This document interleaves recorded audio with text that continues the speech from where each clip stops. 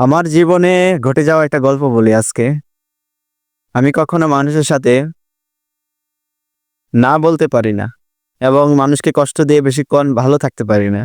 But আমি আমার নিজের থেকেও মানুষের কাছে হলো সরি বলে নেই। এর কারণটা হলো, দেখেন, পৃথিবীতে আমি আপনি চিরস্থায়ী কখনো থাকবো না। এটা সবাই জানে। আপনার আমার শক্তি, এটাও চিরস্থায়ী নয়। আপনার আমার সম্পদ, এটাও চিরস্থায়ী না। এই সম্পদ, শক্তি, ক্ষমতা একটা সময় দুর্বল হয়ে পড়বে। যদি আপনি হায়াতে বেঁচে থাকেন, তাহলে আপনার এই দেহটা আর এই চক্ষুটা দুর্বল হয়ে পড়লেও মানবিক দিকটা, আপনার বিবেকটা দুর্বল হবে না। এর কারণটা হলো,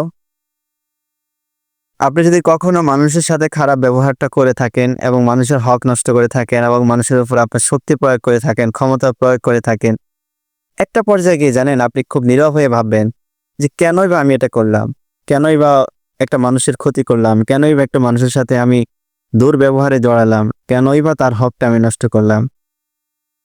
একটা সময় নীরবে চোখের পানি ঝরবে, কিন্তু ব্যক্তিটার কাছে ক্ষমা চাওয়ার মতো সুযোগ আপনার নাও হতে পারে।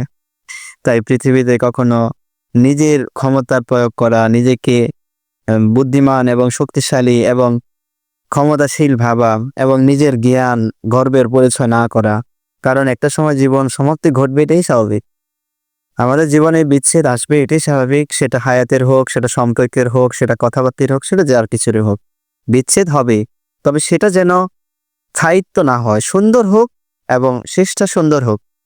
কথায় আছে, সব ভালো যার শেষ ভালো তার। এই কথাটা, বাক্যটাই এই জন্য বলে যে আপনার সব ভালো তো শেষটা ভালো হবে না কেন?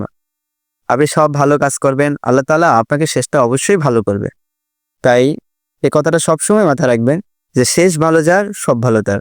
তাই কখনো নিজের বিবেককে ঘুমান্ত রেখে মানুষের কোনো কাজ না করা। তাহলে হয়তোবা আপনার জীবনে তার জন্য ক্ষতি হতে পারে। আপনার জীবনে সাময়িক আনন্দ পেতে পারেন, কিন্তু কষ্টটা আপনার খুব বেশি হয়ে গেল, তাই না? তাই কারো স্মৃতিতে খারাপ মানুষ না থেকে ভালো মানুষ থাকাটাই উত্তম।